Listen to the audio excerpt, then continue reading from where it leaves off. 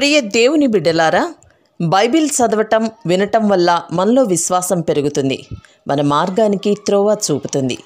సమస్త జనులను శిష్యులనుగా చేయుడి మత్తయి 28:19 వచనంలో దేవుని వాక్యం తెలియచేస్తోంది. తెలుగు బైబిల్స్ను ఆర్ఆర్కే మూర్తి గారు రీసెర్చ్ చేసి విశ్లేషణ చేసిన బైబిల్లోని ప్రతి అధ్యాయాలను వచనాలను వరుస క్రమంలో అనగా ఆదికాండం నుండి ప్రకటనా గ్రంథం వరకు ఇవ్వబడుతుంది. ప్రతి ఒక్కరూ ఆధ్యాత్మికంగా విశ్వాసంలో బలపడి మీ జీవితంలో ఎదుర్కొంటున్న సమస్యల నుండి విడుదల పొందండి. ప్రతి ఒక్కరూ మీ దీవెన టీవీని సబ్స్క్రైబ్ చేసి ఈ వాక్యాన్ని లైక్ చేసి మీ మిత్రులకు బంధువులకు షేర్ చేయండి. దేవుని సువార్తను ప్రకటింపబడుటలో మీరు పాలిభాగస్తులు కండి. ప్రియ సోదరీ సోదరులారా, పరిశుద్ధ జీవితానికి మనం పిలువబడ్డాం. పాత నిబంధన ప్రకారం ఇశ్రాయేలు ప్రజలు ఇతర జాతుల నుండి ప్రత్యేకించబడిన వారై పరిశుద్ధంగా జీవించవలసి ఉంది.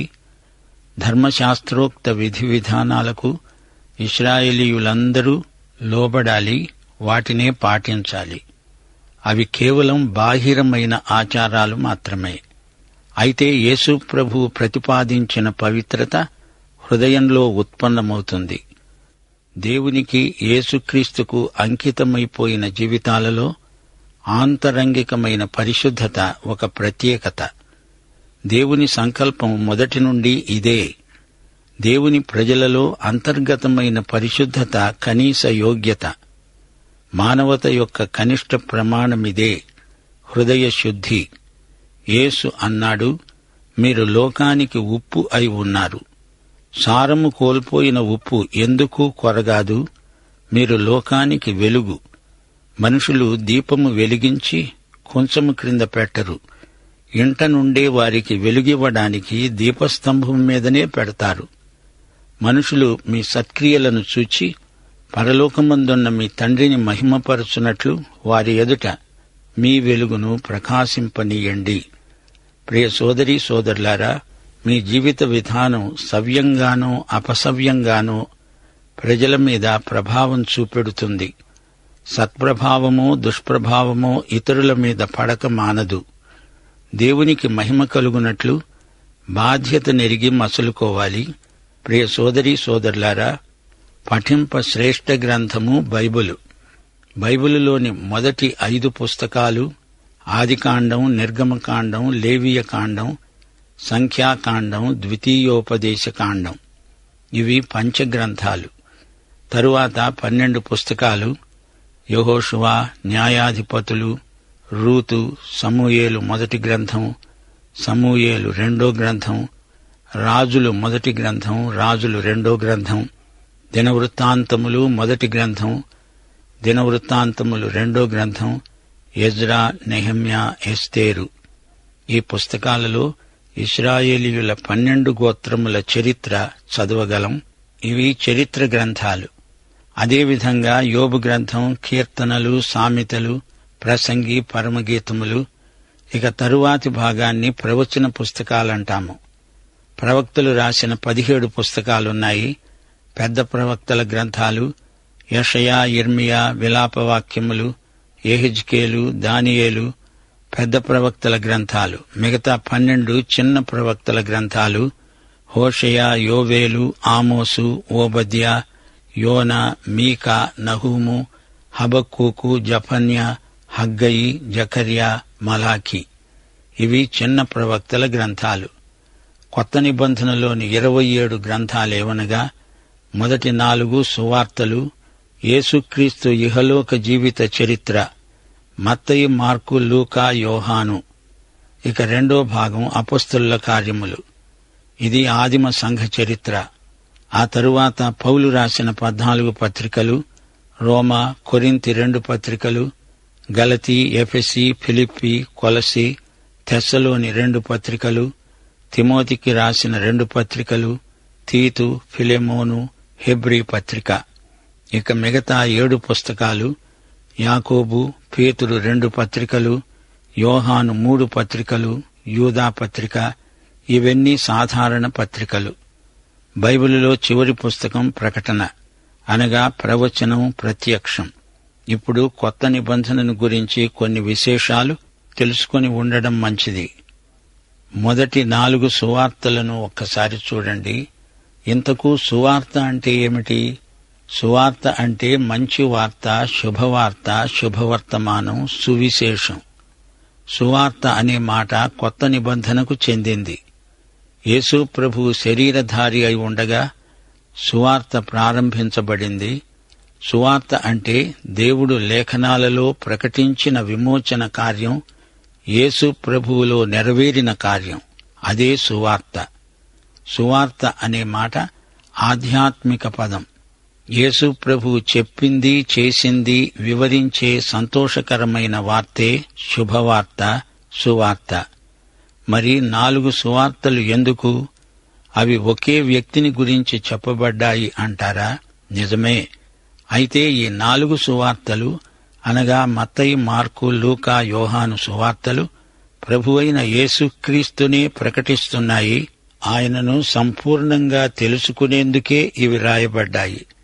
యేసు ప్రభు యొక్క మానవత, దైవత్వము ఈ రెండిటినీ పూర్తిగా అర్థం చేసుకోవడానికే ఇవి రాయబడ్డాయి.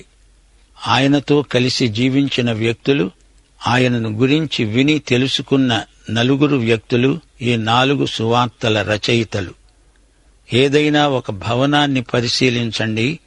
దాని ముందు భాగం, వెనుక భాగం, ప్రక్క భాగం, పై భాగం అని ఎలా వర్ణిస్తామో అదేవిధంగా ఈ 4 సువార్తికులు యేసు ప్రభువు జీవితాన్ని రాజుగా, సేవకుడుగా, మనుష్య కుమారునిగా, దేవుని కుమారునిగా మనకు చూపించారు.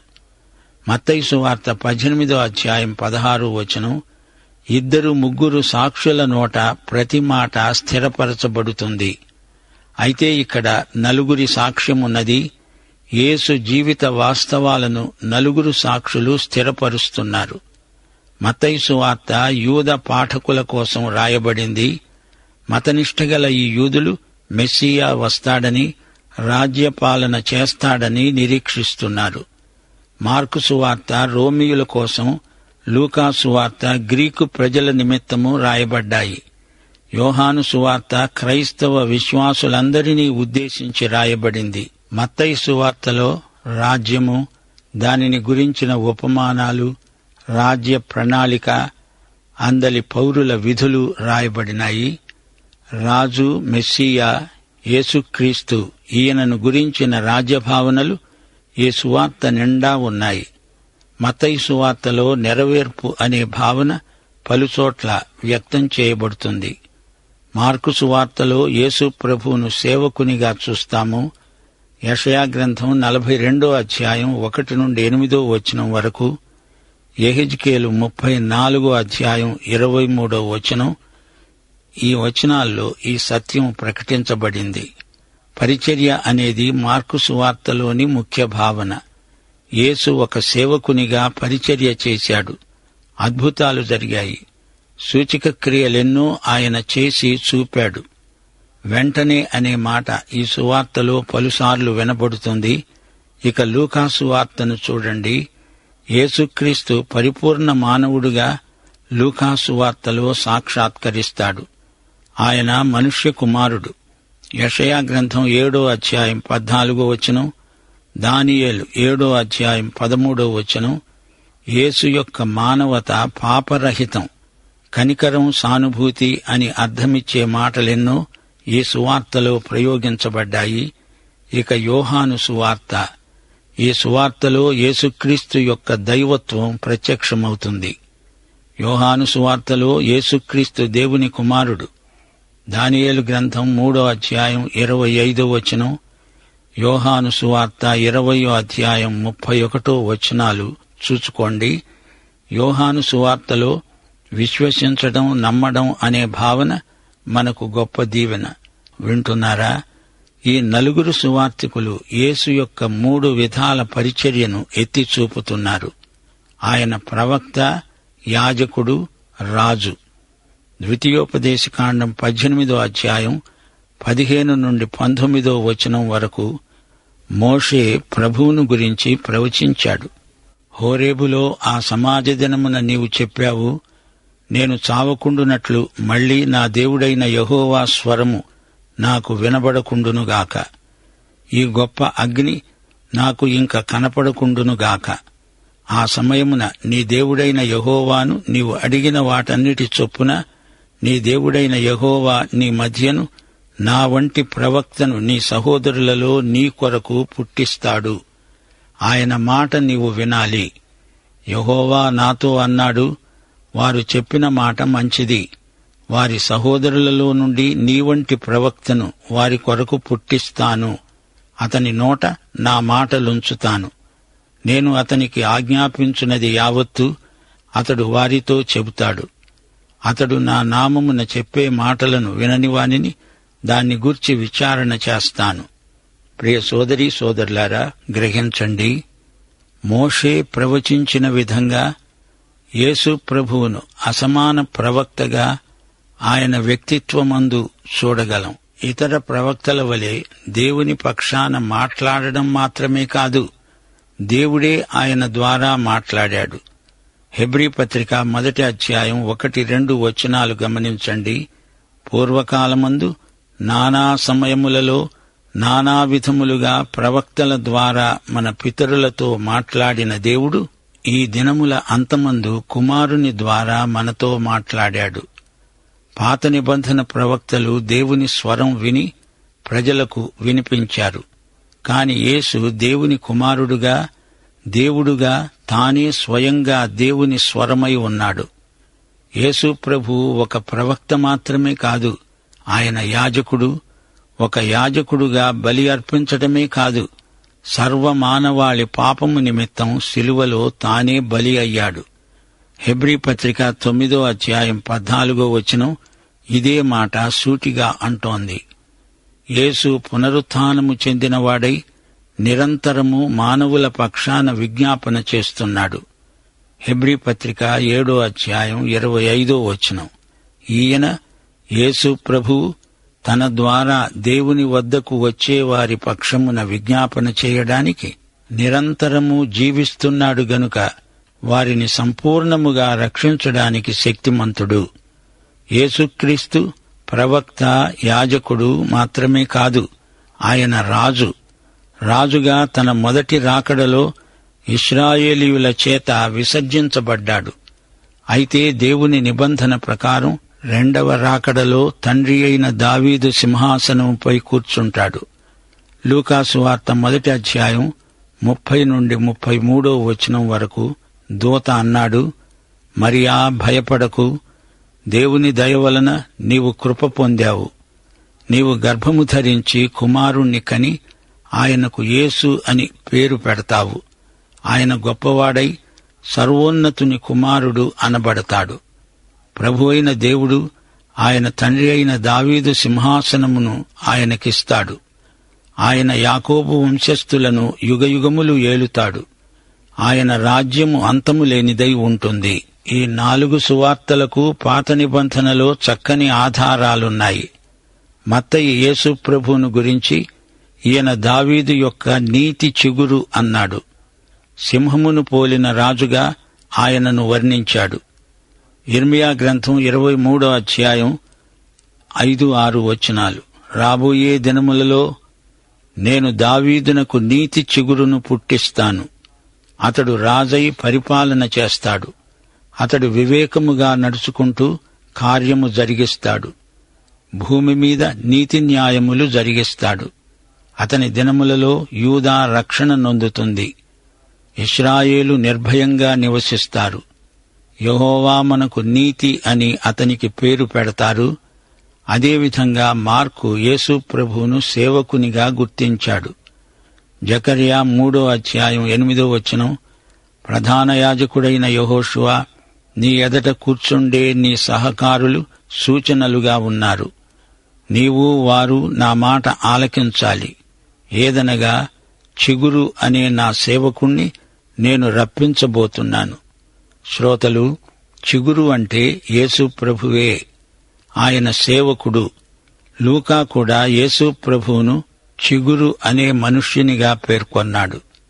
జకర్యా 6 అధ్యాయం 12 వచనం, చిగురు అనే ఒకడు కలడు, అతడు తన స్థలములో నుండి చిగుర్చుతాడు. అతడు యెహోవా ఆలయమును కడతాడు. చివరి సువార్తికుడైన యోహాను యేసు ప్రభువును యెహోవా చిగురు అని రాశాడు. యెషయా 4:2 ఆ దినమున యెహోవా చిగురు మహిమ భూషణమవుతుంది. ఇశ్రాయేలులో తప్పించుకొనిన వారికి భూమి పంట అతిశయాస్పదముగా శుభలక్షణముగా ఉంటుంది. ప్రియ సోదరీ సోదరులారా, 4 సువార్తలలోని యేసుక్రీస్తును ఇంతవరకు చూచాము. ఇప్పుడు మనం మత్తయి సువార్త ఉపోద్ఘాతము విందాం. ఈ సువార్తను ఎవరు రాశారు? గ్రంథకర్త వివరాలేమిటి? ఈ సువార్తను రాసినవాడు మత్తయి. మత్తయి అనే పేరుకు అర్థం దేవుని వరం. అసలు పేరు లేవి. ఇతడు యేసు ప్రభువు శిష్యులలో ఒకడు. గలిలయ దేశానికి చెందిన యూదుడు. బహు సంపద గలవాడు. రోమా సామ్రాజ్యంలో సుంకం వసూలు చేసే ఉద్యోగమతనిది. మత్తయి మతనిష్ఠాగరిష్ఠుడైన యూదులకే ఈ సువార్త రాశాడు. ఈ గ్రంథం మొదట హెబ్రీ భాషలో రాయబడింది. 60కి పైగా పాత నిబంధన ప్రవచనాలు ఈ గ్రంథంలో ఉన్నాయి. ఈ సువార్తలో పాత నిబంధన ప్రవచనాల నెరవేర్పును చూడగలం. మత్తయి సువార్తలో అందుకే నెరవేరడం అనే మాట పదే పదే ప్రయోగించబడింది. మత్తయి సువార్తలో రాజ్యం అనే మాట 55 సార్లు వస్తుంది. పరలోక రాజ్యము అనే మాట 32 సార్లు వస్తుంది. దేవుని రాజ్యం అంటే భూలోకంలో రక్షించబడిన విశ్వాసుల సమూహమే. పరలోక రాజ్యం అంటే మెస్సియా భూలోకంలో ఏలే రాజ్యం. పరలోక రాజ్యంలో దేవుని రాజ్యముంది, అనగా పరలోక రాజ్యంలో సంఘం ఉంటుంది. దేవుని రాజ్యము అంటే సంఘమనే అర్థం. మత్తయి సువార్తలో పరలోక రాజ్యమును గురించి 3 ముఖ్యమైన ప్రసంగాలున్నాయి. ఒకటి, యేసు ప్రభు కొండ మీద చేసిన ప్రసంగం. మత్తయి సువార్త 5, 6, 7 అధ్యాయాలలో ఈ ప్రసంగం ఉంది. 2, మత్తయి సువార్త 13వ అధ్యాయంలో పరలోక రాజ్యానికి కొన్ని ఉపమానాలు చెప్పబడ్డాయి. 3, యేసు ప్రభు ఆలివు కొండ మీద చేసిన ప్రసంగం. ఈ దివ్య ప్రసంగం మత్తయి సువార్త 24వ అధ్యాయం 3వ వచనం నుండి ఉంది. ఇశ్రాయేలు ప్రజలు పరలోక రాజ్యమును గురించి తెలుసుకోవాలని యేసు ప్రభు ఈ ప్రసంగం చేశాడు. మత్తయి దాన్ని గ్రంథస్థం చేశాడు. ఆ రాజ్యాన్ని పరిపాలించేవారు, ఆ రాజ్య పౌరులు, ఆ రాజ్యాన్ని ఎదిరించే శత్రువులు మొదలైన విషయాలు ఈ ప్రసంగంలో ఉన్నాయి. రాజు యేసుక్రీస్తు, పౌరులు విశ్వాసులు, శత్రువు సైతాను. గమనించండి, మత్తయి సువార్తలో మొదటి 2 అధ్యాయాలు యేసు ప్రభువు వ్యక్తిత్వాన్ని మనకు చూపుతాయి. 3వ అధ్యాయం 1 నుండి 4వ అధ్యాయం 16వ వచనం వరకు రాజైన యేసు యొక్క సిద్ధపాటు. మత్తయి శుభవార్త 4వ అధ్యాయం 17 నుండి 9వ అధ్యాయం 35వ వచనం వరకు యేసు ప్రభువు యొక్క ప్రచారం. 9వ అధ్యాయం 36 నుండి 16వ అధ్యాయం 20వ వచనం వరకు యేసురాజు యొక్క కార్యక్రమం. మత్తయి శుభవార్త 16వ అధ్యాయం 21వ వచనం నుండి 27వ అధ్యాయం 66వ వచనం వరకు యేసు ప్రభువుపై నిందారోపణలు, ఆయన అనుభవించిన శ్రమ, మరణ వేదన ఉన్నాయి. 28వ అధ్యాయమంతా రాజైన యేసు ప్రభువు యొక్క శక్తిని గూర్చి తెలియచేస్తూ ఉంది. ఈ విధంగా మత్తయి సువార్తను 6 భాగాలుగా విభజించాము. ప్రియ శ్రోత, ఈ యేసు నీకు రాజు, ప్రభువు అయి ఉన్నాడా? శతాబ్దాలుగా మెస్సియా కోసమై ఎదురు చూస్తున్న యూదులు తీరా ఆయన శరీరధారిగా వారి మధ్య నివాసమున్నప్పటికీ వారు ఆయన వ్యక్తిత్వాన్ని శంకించి తిరస్కరించి ఆయన ఇవ్వజూపిన నిత్యజీవమును స్వతంత్రించుకోలేకపోయారు. ఆయనే ఇప్పుడు ఇక్కడ నీ ఎదుట నిలిచి నీ హృదయమనే తలుపు తట్టుతున్నాడు. కాబట్టి నీ హృదయాన్ని తెరిచి యేసు ప్రభువును నీలోకి, నీ జీవితంలోకి రాజుగా రమ్మని ఆహ్వానించు. దేవుని వాత్సల్యమును బట్టి నిన్ను బ్రతిమలాడుతూ మరీ చెబుతున్నాము. ఆయనను నీలోకి రానియ్యి. కొన్ని ప్రాముఖ్య సత్యాలు మీకు జ్ఞాపకం చేయగోరుతాము. యేసుక్రీస్తు ఇశ్రాయేలు జాతికి మెస్సీయా. దేవుని రాజ్య ప్రణాళిక ఈ సువార్తలో పొందుపరచబడి ఉంది. యేసే మెస్సీయా అన్నప్పుడు యూదులు ఆయన వాగ్దానం చేసిన రాజ్యమేది అని అడుగుతారు. పాత నిబంధన అంతా దేవుని రాజ్యం వస్తుందని, అది ఇశ్రాయేలు జాతికి సువర్ణయుగమని చెప్పుకున్నారు. అయితే తీరా రాజు వచ్చినప్పుడు ఆయనను తిరస్కరించారు. దేవుని రాజ్య మర్మములు కొన్ని మత్తయి సువార్తలో పేర్కొనబడినవి. ఈ మర్మములు పాత నిబంధనలో బయలుపరచబడి ఉండలేదు. ప్రస్తుత యుగంలో దేవుని రాజ్య మర్మము తేటగా బయలుపరచబడింది. దావీదీయ సింహాసనం, వాగ్దానం చేయబడిన దేవుని రాజ్యం స్థాపించబడడం ఖాయం. యేసు వస్తాడు, వచ్చి తన రాజ్యం స్థాపిస్తాడు.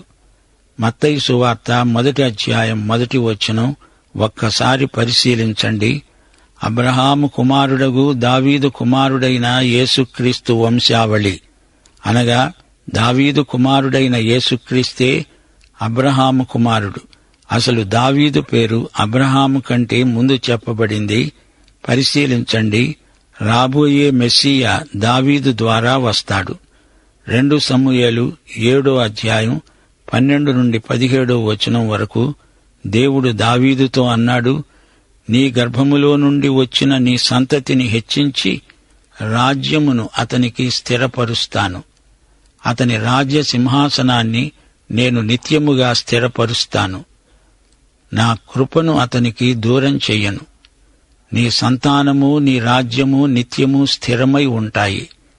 యేసు ఇశ్రాయేలు జాతికి రాజ్య సువార్త తెచ్చాడు. అయితే వారాయనను తిరస్కరించారు.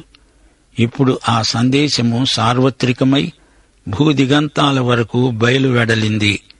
ఈ సార్వత్రిక సువార్త వాగ్దానం అబ్రాహాముకు ఇవ్వబడింది.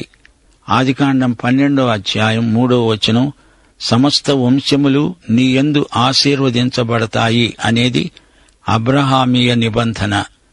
క్రీస్తునందు దావీదీయ నిబంధన, అబ్రహామీయ నిబంధన ఈ రెండూ నెరవేరాయి. మత్తయి సువార్తలో యేసును చూడ్డానికి అన్యులైన జ్ఞానులు వచ్చారు. మత్తయి సువార్త 8వ అధ్యాయం 5 నుండి 13వ వచనం వరకు ఒక శతాధిపతి అన్యుడు యేసునందు విశ్వాసముంచాడు. మత్తయి సువార్త 15వ అధ్యాయం 22 నుండి 28వ వచనం వరకు కనానీయురాలైన స్త్రీలో యేసు ప్రభు ఇశ్రాయేలు జాతిలో కూడా లేనంత గొప్ప విశ్వాసాన్ని కనుగొన్నాడు. మత్తయి సువార్త ముగింపులో 28వ అధ్యాయం 19వ వచనంలో ప్రభువు అబ్రాహామీయ నిబంధన నెరవేర్పుగా మహా ఆజ్ఞనిస్తూ లోకములోని సమస్త వంశాలను అందులో చేర్చాడు. మీరు వెళ్లి సమస్త జనులను శిష్యులనుగా చేయండి. తండ్రి యొక్క, కుమారుని యొక్క, పరిశుద్ధాత్మ యొక్క నామములోనికి వారికి బాప్తిస్మమివ్వండి. అవును, యేసు దావీదు కుమారుడు, అబ్రహాము కుమారుడు. దావీదు నిబంధన, అబ్రహాము నిబంధన రెండిటికి యేసుక్రీస్తే నెరవేర్పు. మన ప్రభువైన యేసుక్రీస్తు వారి కృప, తండ్రి అయిన దేవుని ప్రేమ, పరిశుద్ధాత్మ యొక్క అన్యోన్య సహవాసము మనకందరికీ సదాకాలము తోడై ఉండునుగాక. ఆమేన్.